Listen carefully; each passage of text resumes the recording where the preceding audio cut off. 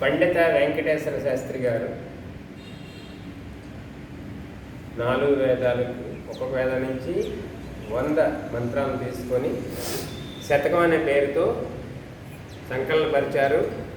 అందులో ఋగ్వేదం పూర్తి చేసుకున్నాం. తర్వాత యజుర్వేదం 100వ మంత్రం తీసుకున్న వాటిలో ఈరోజు ఆఖరి మంత్రం ఈ శతకం నుంచి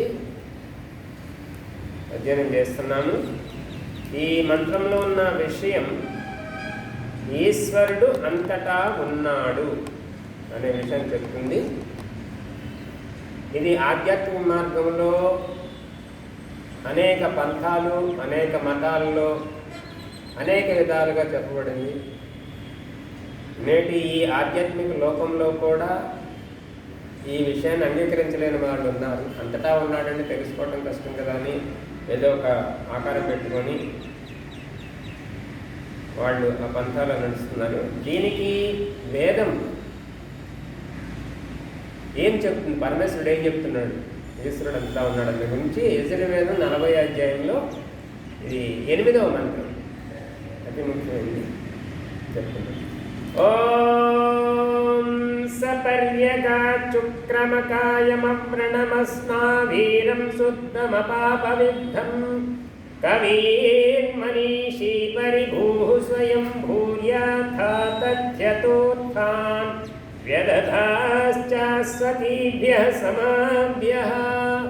ఇది మంత్రం.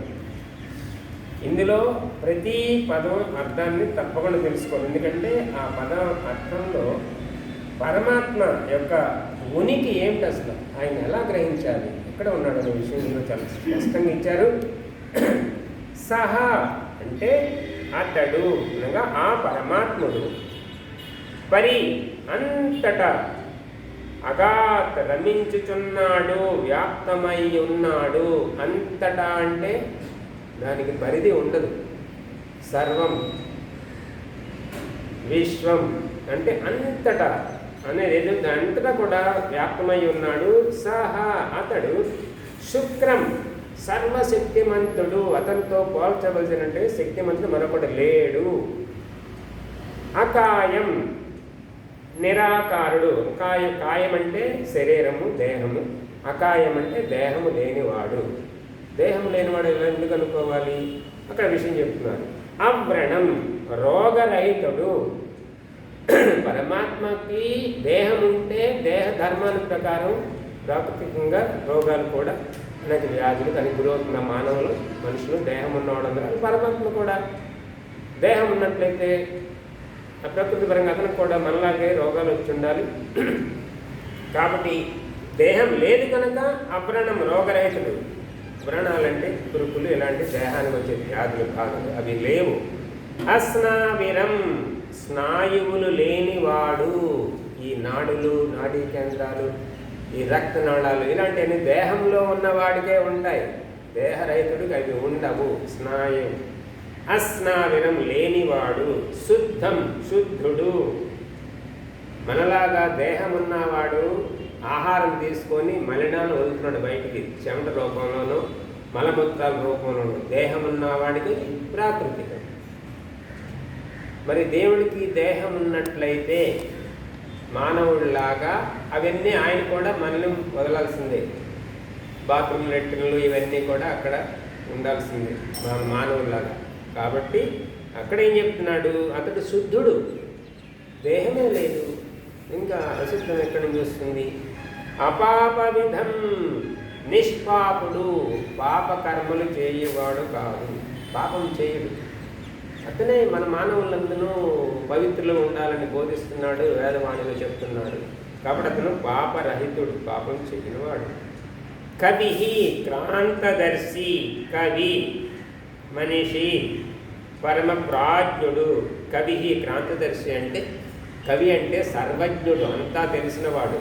ఈ సృష్టి రచన చేసిన నాలెడ్జ్, ఆ డిజైనింగ్ అవన్నీ ఆయనలో ఉన్నాడు. ఆయన రచన చేశాడు ఈ సృష్టిని. మన దేహంలో ఒక్కసారి కళ్ళు మూసుకుని లోపలికి వెళ్ళి ఈ అవయవాలు ఇవన్నీ పనిచేసే విధానం చూసుకుంటే గుండె, ఊపిరితిత్తులు, ఈ కాలేజీ ఇవన్నీ చేసుకున్నట్టయితే అది పనిచేసే విధానానికి అది ఒక డిజైన్ చేశాడు ఇంజనీర్, గ్రేట్ ఇంజనీర్. అతడు కవి, క్రాంతదర్శి, అన్ని విషయాలు తెలిసిన వాడు, అతి సూక్ష్మ విషయం కూడా గ్రహించినటువంటి కవి పరమాత్మ. ఎంత గొప్పటి ఇందులో ఇచ్చారు చూడండి పరమాత్మ యొక్క గుణాలు. అతను మనిషి పరమ ప్రాజ్ఞుడు, గొప్ప జ్ఞానము కలిగిన వాడు, పరిపూర్ణుడు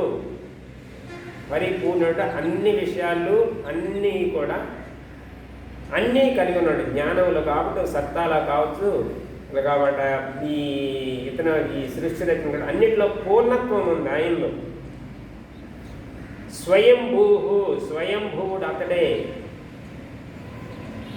అతనిని జన్మింపజేసినవాడు, అతను పుట్టింపజేసేవాడు, అతని నిర్మింపజేసేవాడు మరొకడు లేడు. అతను స్వయంభూ, అతడే ఎల్లప్పుడూ అంతటా ఉండేవాడు, ఎప్పుడూ ఉండేవాడు. అతను లేని కాలం అంటూ లేదు, నిత్యుడు. అలాగే స్వయంభూ, స్వయం. కాబట్టి అతను నియమించేవాడు ఇంకొకడు ఎవరు లేడు. అతడే. అతడు జన్మించడు, మరణించడు. జన్మ ఉండడు, మరణం తప్పకుండా. నిత్యుడైన వాడికి జనన మరణాలు ఎక్కడ ఉంటాయి? పరమాత్మ నిత్యమే, స్వయంభువే. జీవాత్మ మనం కూడా స్వయంభూ, మనం కూడా పుట్టేవాళ్ళు కాదు, జనన మరణం లేని వాళ్ళు ఆత్మలు. శాశ్వత ప్రజల ఆత్మల కొరకు శాశ్వతీభ్య సమాభ్య. ఇక్కడ చూసారా, శాశ్వతీభ్య అంటే మనం కూడా శాశ్వతమైన ఆత్మల కొరకు. అతను అంటే పరమాత్మ స్వయము శాశ్వతుడు, మనం స్వయం ఆత్మలు కూడా శాశ్వతమైన అని చెప్తున్నారు. ఇందులో అర్థములను అంటే పదార్థాలను, భోగభాగ్యములను, మనం అనుభవించే ఈ సమస్త పదార్థములను యథావత్తుగా నిర్ధారణము సముత్పన్నము చేయువాడు.